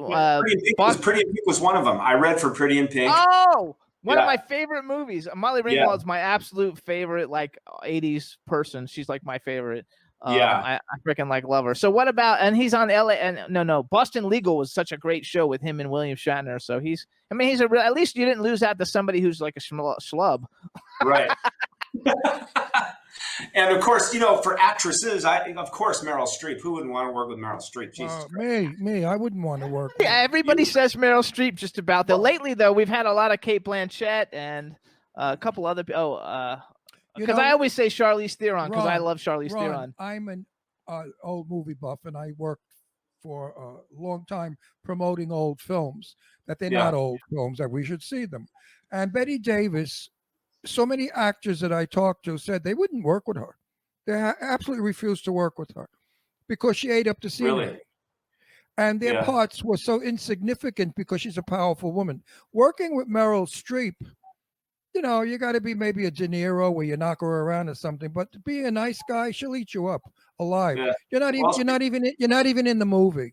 Yeah, so, but I just got to work with her, though. She's a brilliant actress. When did you work with her, Ron? That's good. I'd rather go to lunch. Oh, no, you want to work with her. I would rather go to lunch with her as a friend than work with her. Yeah, that would be fun. Okay, what about a love interest? A female love interest? Who do you find very attractive? We're just saying attract. Doesn't have to be a love interest. If somebody you are going to be like attached to, who's someone. Charlize Theron. That's our favorite. That's my favorite is Charlize Theron. I'll go with Charlize. Yeah, she's a freaking she's a good one. Okay, so what about a movie though? Beautiful. If you could have been in any movie that's ever been made in history, what movie would you have liked to have been in? If you have more than one, you can give us a couple. Gone with the Wind. Oh wow, Really? nobody's ever said that. That's good. No. And what part? Rhett Butler? No. Sure. You're not the I don't think you could have played Rhett. Why not? I think you could have played the other guy. What's his name? The love interest, who she's crazy about all through the film, and Rhett Butler she doesn't like. What's his name? Yeah. The English guy. I forgot his name. Wonderful actor. Oh, anyway, I think you would have been better to play the husband. Yeah. You know, Rhett Butler, you have to be a really tough type. Clark Gable was made for that role. Well, she wrote it for Clark Gable in mind. So she wrote the script for him. You know, there's a movie that doesn't come up a lot, but it's one of my favorite movies ever made. And maybe because I wrote a script that has a lot to do with the Native American Indian, but that's Dances with Wolves. Loved it. Great movie. Loved that movie. I Loved love Kevin Costner in it. I love the Oh, movie. wonderful. I love the movie. I love Kevin Costner's work. Graham Greene. And I love Kevin Yes. Costner. He's a handsome, sexy guy. Yeah. But no, really, it's a wonderful movie. That's a Yeah. great pick, actually. Nobody's ever said that one to us. Everybody does say Meryl Streep, but I think that nobody's really said James Spader though, and I think James Spader is an excellent No, actor. for me, it would be, again, as I said many times, Sophia Loren. I made a movie with her in 1959, and I was 19. Now that I'm 80, maybe I'd like to, go away having a movie with Sophia. I started with her. I'd like to kick off with her. And she's coming back to work. So Is I'm she? going to, yes, I'm going She has to, a movie on Netflix right now. yeah, I'm going to approach her. I doubt she remembers me from 1959, but I'm going to approach her on a piece of work that we have. I think she might be interested in. So you guys, if you want to find out, my mic went out. If you want to, what the heck? Yes. What's going on with Ron Thomas? You guys, you can go to his website, Sensei Ron Thomas. You spell Sensei SENSEI RonThomas.com. So you teach you what does it do that? You teach classes then for all ages for martial arts? I used to, yeah. I don't have a martial arts school anymore. I got out of that business and I took a lot of those principles and esoteric principles to a wider audience, which goes to my motivational speaking and coaching programs, et cetera. People who really want sort of the life skills and the things that you can get from training in martial arts, but they really don't want to learn how to fight. So I took a lot of that stuff out of the dojo and just bring it to the rest of the world, people who will never enter a dojo but are craving some of those things like self-confidence and focus and discipline and honor. Discipline, yeah. I was going to say discipline came to mind first. Discipline, and respect for the script and respect for the film. Most actors go. Oh, I'm talking about film. most actors I hear, they say it pays the bills. I don't give a shit about the movie, and I feel that shows in the work in the film. If you don't respect and like the film you're in, your performance is totally different than when you love it. No, but so he's talking different though, because now he's talking. Why is this like not? Yeah, but I'm old. Now you threw my mic away. Now you're not getting it back. Give it back. Yeah, Here we I'm go. not giving it So back. he. Fuck you. If you guys remember, we had JT Fox on. We had JT Fox on a couple of weeks ago, who's also he's actually not a motivational speaker. He's a wealth coach. But basically, though, you're telling people how to become confidence in themselves to accomplish whatever it is that they want to accomplish. Yeah, well, my thing is really about mastery. Okay. Life mastery, self mastery, mastery over your craft, mastery in general. Versus mediocrity. I love it. If you don't believe in yourself, no one's ever going to believe in you. You know True. that. Right. We can sense insecurity instantly. I know I've been on set where an actor maybe was his 2 lines, maybe a third movie, and I see what a wreck they are off camera, and then when they go on camera, how they lose their personality that they had off of camera. And I want to go over to them and say, listen, kid, I think you're in the wrong business. Because if you can't bring your personality to the camera, nobody's going to like you. And you're wasting your time by giving a half a performance. Again, I go back to that. When I work, I give it 110%. I do not ever think I'm who I am in real life. I become the character. I speak to the character's mind, and it shows in my performances because I'm a damn good actor, I must say, as everybody has said. I know actors that read lines. I'm in so many of these crappy movies where they read lines. I want to scream at them. You cannot read lines. You have to move your eyes. You have to have a facial expression when you deliver a line. Don't read them. And Yeah. they don't listen. And these young kids don't listen. So when you go to see these cheesy $2 horror movies and their performances stink, it's because they don't have direction and they're not trained actors. They're just people that put money in a film and read lines. Yeah. I think that's terrible. Do you like horror movies at all? Do you like horror movies at all? No, I was in one, but no. Night Screams. Yeah, Night Screams. I don't like. Nah, they don't scare me. You know, you go there to get scared. I don't get scared. I'm like, me too. I'm in them, and I think they're stupid. I don't like them. I never liked horror movies. I always thought they were for kids. And even when I'm doing them, I have to really work hard to make my performance good, because sometimes the scene is so corny and terrible you want to scream. No. Wait, what about superhero movies? Do you like superhero movies? Sometimes it depends on who's in it and you know how well. If I know there's name actors like, let's say, The Rock, Dwayne Johnson, you know, he's not going to pick a bad script.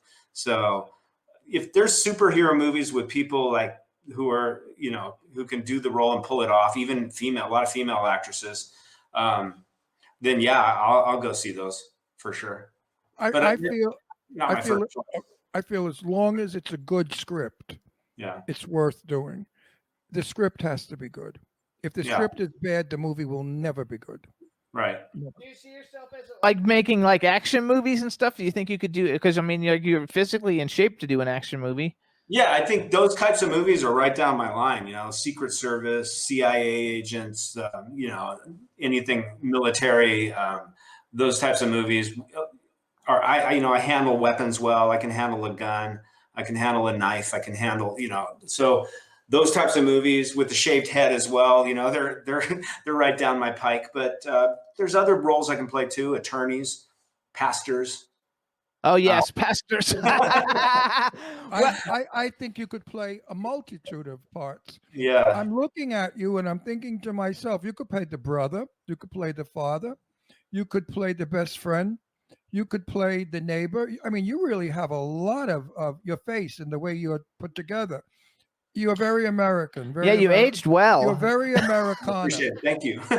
No, and I am a father. I've had a lot of practice in the last 7 years because I've been raising my daughter. She just turned 7. Oh, congratulations! I see a lot of characters that you're not really. Your features are not typecast. I am typecast always as mafia, doctor, priest, always some kind of weird. Or cop. That's it. Or cop. Forget about it. I'm always a cop. They don't see me any further. In other words, I could never play an Irishman. I like that. Or a Swede. So now, do you always have a shaved head, or did you shave your head for Cobra Kai? No, I shaved my head several years ago. I was working out a lot. I had my martial arts schools, and the millennium came along, and I shaved my head on New Year's Eve of the millennium. And that's so cool. Yeah, and I just sort of kept it off. It was easier because I was sweating all day, teaching like 3 or 4. You know, I used to work out with Billy Blanks and Taibo, and I had my own kick fit karate classes, and I was doing a lot of fitness stuff, and it was just easier, and I just kept it. So I love it. I think it's cool, and I think you do have a great look. A lot of people should be looking. Anybody watching, I actually have a bunch of films that I'm producing. So if I get funding, you know, there's definitely some stuff that might work for you. I'm working on getting the funding. He's got a face that sounds like an insult, but it's not. It's called a blank face. He doesn't have an ethnic face. His face can be made anyway through makeup and hair and costume. He could become a million characters. I wish I had his look. I am definitely Italian, Latin, and that's it. There's never going to be anything else for me. Yeah. I cannot play, as I said, Viking. I've got surprised you didn't say baby face. I've gotten that so many times through the years. You have such a baby face, and people come up and pinch my cheek. Stop it. No, it's a wonderful face. It's a wonderful face to paint a character on. I think it's. I think you've aged extremely well. I mean, actually, I was surprised. What are you making him out to be? How old is this guy? 40? No, if he made the movie 36 years ago and he was 20, he's 56 or 57. Oh, he looks good. Something around there, and so he's got to be. He's my age. I'm 56, so I thought he was like 42, 43. See, that's good.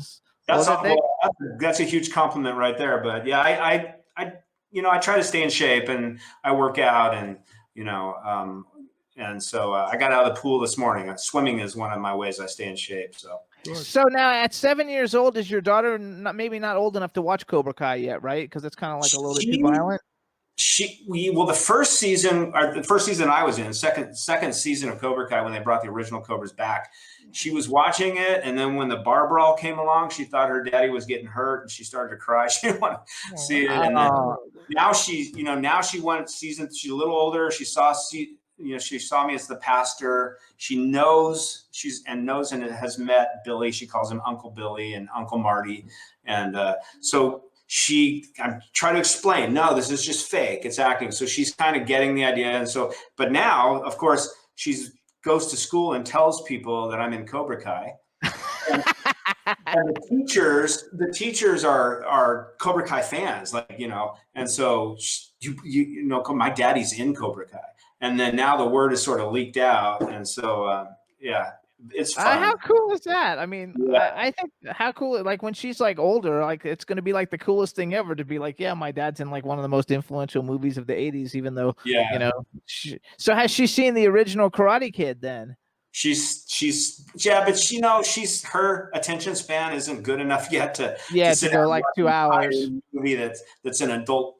But she has seen bits and pieces of it and knows who I am. And every time I come up, she points me out. There's Daddy. So that's so cute. She's the love of my life. I just adore that kid. When my wife and I divorced, I got the children and I raised them single-handedly. And I knew Beverly Hills or LA was not the place to have kids. I didn't care what was going around. So we moved to Garden City, Long Island, where we're from. And my daughter Deirdre was wearing Norma Kamali clothes, very LA, at 8 and 9 years old. And then she would talk to her friends and they'd say Angelina Jolie. She said, she's my girlfriend. I used to play with her in school. Well, they beat her up. They did. They beat my daughter up. They called her a liar, and a bunch of girls started smacking her around.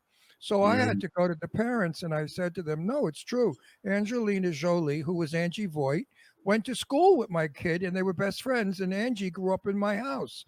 And the teachers and the people just looked at me like I was a show off. And I wanted to say, like, fuck all of you. Yeah. You're damned if you do and you're damned if you don't. Now, your kid might have that problem because you're famous. When she goes out and tells people, they're going to say, oh, you're full of shit, your father. They can go and see it, though. You can actually see him on, you go to Netflix and you can see him. And what about because we only have like 2 minutes left. So for me, the soundtrack of the Karate Kid, especially like You're the Best Around. I love that. I used to play, I was all through college. I played competitive tennis and I used to play that song, You're the Best Around, every match. That and Shaken by Eddie Money were like my two songs I put on my Walkman. Is that what made you so conceited? And no, you never know, but but like, how was that? Like, did the soundtrack, was that like something that was like, I'm sure you guys didn't have any, choice in any of the songs or anything, but was that something that like followed you around? Did you listen to that, like, when you were on it and stuff? Is it because like the music for the soundtrack was so freaking amazing? Yeah. Well, Bill Conti, right? Yes. Huge.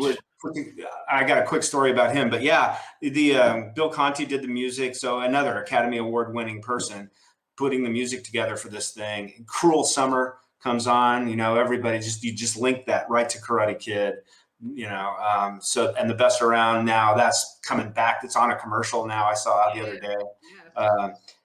Joe Esposito's just loving it. I love it. Real quick story about Bill Conti. I was invited to John Avildsen's funeral, our director, and Bill Conti was there. And there was this lone piano up on the stage. It was at the Directors Guild on Sunset. and it was a memorial service for him. And there was the cast of Rocky. A lot of the cast of Rocky was there, and then a lot of the cast from Karate Kid was there. And Bill Conti at some point got up and started playing solo on the stage, and he started playing the theme to Rocky. Oh, very cool. I'm just sitting here watching this. Like, this is so surreal. I'm just sitting here watching Bill Conti. Dun, dun, dun. Yeah, how cool is that? Especially we lived in Pennsylvania for a while. So freaking awesome. It was amazing. All right, everybody. So this is Ron Thomas. Check out his website, senseironthomas.com. He's the real Ron Thomas on Instagram and on Twitter. He's Sensei Ron Thomas. We want to thank you for congratulations on all your success. And we had a blast, and we want to thank you so much. And we want to thank everybody in the chat room because we're over time and we got to go. Thanks for having me, guys. Keep on working, Ron. No mercy. It never ends. No mercy. Cobra Kai never die. I'm here. Take care, Bye, baby. guys. Stay Thanks. safe, stay healthy. All right, everybody. Thanks so much for tuning in. We want to thank our guests, Jay Benjamin and Ron Thomas. We had a blast. We'll see you guys next week. Have a great weekend, everybody. Bye-bye. Bye, everybody. Hey, what? Can turn out to be so wrong. Yeah, we in the mix. Yeah, we in the mix. It's another episode. Here we go. The Jimmy Star Show with Ron Russell. Interviewing the hottest, newest, and truest of today's celebrities. Make sure to subscribe so you can get notified weekly. Jimmy Star, he's the king of cool. Ron Russell, he's a gorgeous dude. Chat room is live and you would be a fool not to vibe with us at the Jimmy Star Show with Ron Russell. Come watch it live on W4CY Radio. Miss some past episodes? Download on iTunes. The Jimmy Star Show with Ron Russell. It's the Jimmy Star Show with Ron Russell.